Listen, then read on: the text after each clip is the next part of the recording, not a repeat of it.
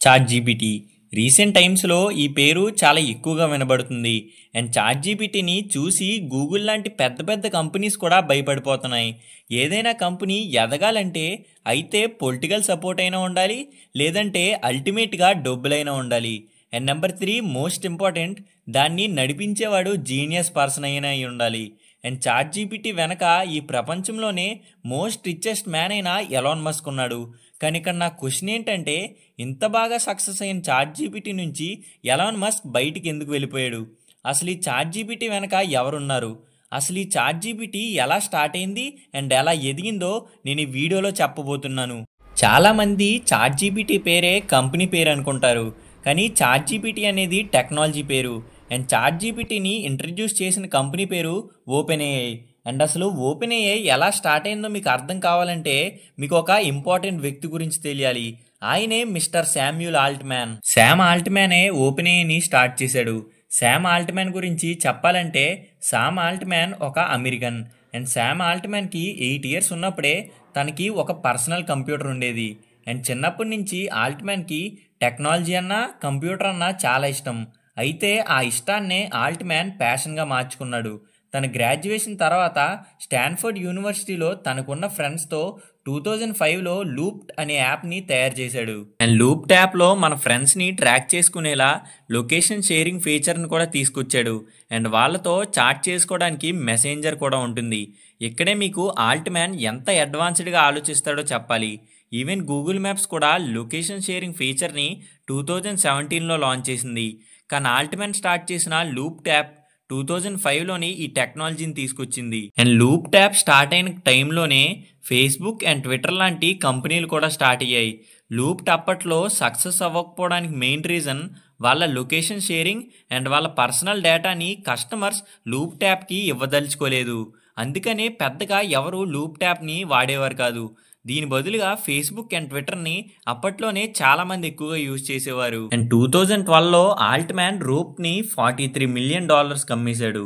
And రూప్ని అమ్మేశాక 2012లో హైడ్రాజైన్ క్యాపిటల్ అనే ఫండింగ్ కంపెనీని స్టార్ట్ చేశాడు.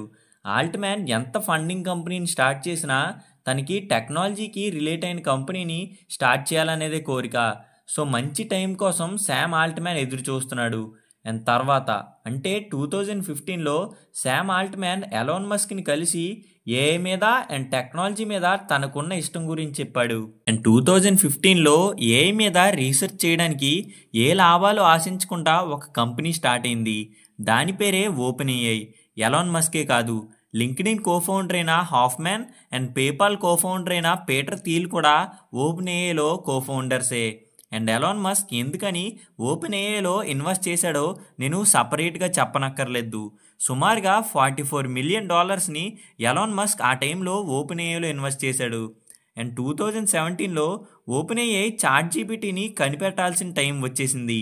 అది ఎలా అంటే 2017లో గూగుల్ కంపెనీ ట్రాన్స్ఫార్మర్స్ అనే టెక్నాలజీని కనిపెట్టింది. ట్రాన్స్ఫార్మర్స్ టెక్నాలజీలో machine translation and text generation అనే డిఫరెంట్ ఏఏ ఫీచర్స్ ఉంటాయి. సో వీటి వలన ఆటోమేటిక్గా ఎవరికైనా రిప్లై ఇవ్వచ్చు. అయితే ఈ టెక్నాలజీని తీసుకొని చాట్‌జీపీటీ ప్రాజెక్ట్ని స్టార్ట్ చేశారు. అండ్ జీపీటీలో జీపీటీ అంటే జనరేటివ్ ప్రీ ట్రైన్ ట్రాన్స్ఫార్మర్ అని అర్థం. ఇలా గూగుల్ ఈ ట్రాన్స్ఫార్మర్స్ టెక్నాలజీని కనిపెట్టడం నుంచి ఈరోజు వచ్చిందే ఈ చాట్‌జీపీటీ. అయితే 2018లో ఎలాన్ మస్క్కి అండ్ సామ్ ఆల్ట్‌మ్యాన్కి వచ్చిన ఇంటర్నల్ క్లాషెస్ వలన ఎలాన్ మస్క్ ఓపెన్ ఏఐ నుంచి కంప్లీట్గా బయటకు వచ్చేశాడు. అండ్ సామ్ ఆల్ట్‌మ్యాన్ ఎంత ఇన్నోవేటివ్గా ఆలోచిస్తాడో నేను వీడియో స్టార్టింగ్లోనే చెప్పాను. స్టార్టింగ్లో చాట్‌జీపీటీతో పోయమ్స్ క్రియేట్ చేసేవాడు. అండ్ ఎలాన్ మస్క్ ఫండింగ్ ఇవ్వడం ఆపేశాడు. సో మైక్రోసాఫ్ట్ కంపెనీ ఓపెన్ ఏఐలో ఇన్వెస్ట్ చేయడానికి ముందుకొచ్చింది.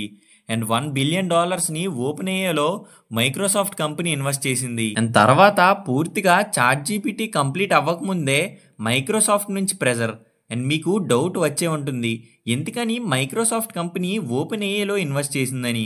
దీనికి ఆన్సర్ మైక్రోసాఫ్ట్ కంపెనీ ఎప్పటి నుంచో సెర్చ్ ఇంజిన్ బిజినెస్లో గూగుల్ని ఓడిద్దాం అనుకుంటుంది. సో చాట్‌జీపీటీతోనే అది సాధ్యమని మైక్రోసాఫ్ట్ కంపెనీ అనుకుంది. అండ్ తర్వాత 2023 నవంబర్లో చాట్‌జీపీటీ పబ్లిక్లోకి రిలీజ్ చేశారు.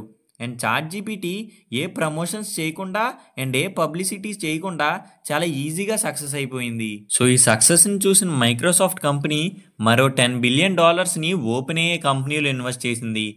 అండ్ చాట్ జీపీటీ లాంచ్ అయ్యాక గూగుల్ కూడా భయపడాల్సి వచ్చింది. ఇక్కడ గూగుల్ ఎందుకు భయపడుతుంది అనే డౌట్ మీకు వస్తుంది. అండ్ దీనికి రీజన్ గూగుల్కి యాడ్ బిజినెస్ ద్వారా 77% ఆఫ్ ది రెవెన్యూ జనరేట్ అవుతుంది. ఒకవేళ గూగుల్లో యూజర్స్ తగ్గిపోతే ఆటోమేటిక్గా కంపెనీస్ అన్నీ చాట్ జీపీటీకి వెళ్ళిపోయి వాళ్ళ యాడ్స్ అన్నీ చాట్ జీపీటీలో వేయించుకుంటాయి. అప్పుడు గూగుల్ మెయిన్ బిజినెస్సే దెబ్బతింటుంది. నేను సెపరేట్గా చాట్ జీపీటీ గురించి చెప్పనవసరం లేదు. మీరు ఏది అడిగినా ఓన్లీ యూజ్ అయ్యే ఆన్సర్నే అది ఇస్తుంది. అండ్ యాడ్స్ ఉండవు. అండ్ యూజర్ ఇంటర్ఫేస్ కూడా చాలా సింపుల్గా ఉంటుంది. అందుకే ఈజీగా మార్కెట్ మొత్తాన్ని చాట్ జీపీటీ లాగేసుకుంది.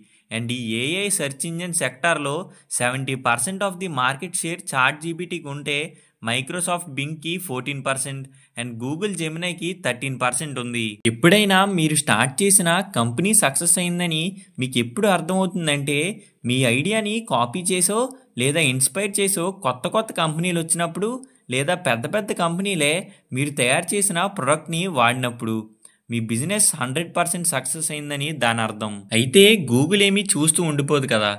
గూగుల్ కూడా గూగుల్ జెమినైని లాంచ్ చేసింది. అండ్ చాట్ జీపీటీ పెద్దగా పబ్లిసిటీ చేయలేదు. అయినా చాట్ జీపీటీలో మంచి ఇన్నోవేషన్ ఉండడం వలన ఈజీగా అందరికీ కనెక్ట్ అయిపోయింది. అయితే గూగుల్ జెమినై చాలా అడ్వర్టైజింగ్ చేస్తుంది.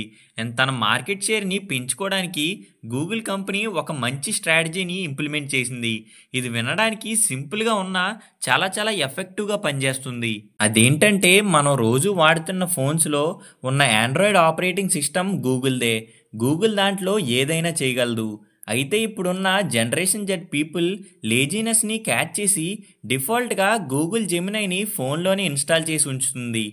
సో తెలియని వారు కూడా గూగుల్ జెమినైని ఏదో ఒక టైంలో ఓపెన్ చేసి వాడతారు. మరికొంతమంది అయితే రెండిట్లో ఒకటి డిలీట్ చేసి చూద్దాం అనుకుంటారు. చాట్ జీపీటీ డిలీట్ అవుతుంది కానీ గూగుల్ జెమినై డిలీట్ అవ్వదు. సో ఏదో ఒక టైంలో ఖచ్చితంగా గూగుల్ జెమినైని ఎవరొకరు వాడతారు. అండ్ చాట్ జీపీటీని కొత్తగా డౌన్లోడ్ చేసుకోవాలంటే ఖచ్చితంగా మనం ప్లే స్టోర్ నుంచి డౌన్లోడ్ చేసుకోవాలి. కానీ అవసరం లేకుండా గూగుల్ జెమినైని డిఫాల్ట్గా ఇవ్వడం వల్ల ఖచ్చితంగా గూగుల్ జెమినైనే అందరూ వాడతారు. ఇది చాలా సింపుల్ స్ట్రాటజీగా ఉండొచ్చు. దీన్ని గూగుల్ రీసెంట్గా అంటే నవంబర్లోనే అప్డేట్లో తీసుకొచ్చింది. అండ్ ఈ మార్కెట్ స్ట్రాటజీ ఎలా పనిచేస్తుందో మనకి కొన్ని రోజుల్లో తెలిసిపోతుంది. నాకు తెలిసినంత వరకు దానిలో పైచేయి సాధించే వరకు గూగుల్ కంపెనీ ఎంత డబ్బైనా ఖర్చు పెడుతుంది, ఎంత పబ్లిసిటీ అయినా చేస్తుంది.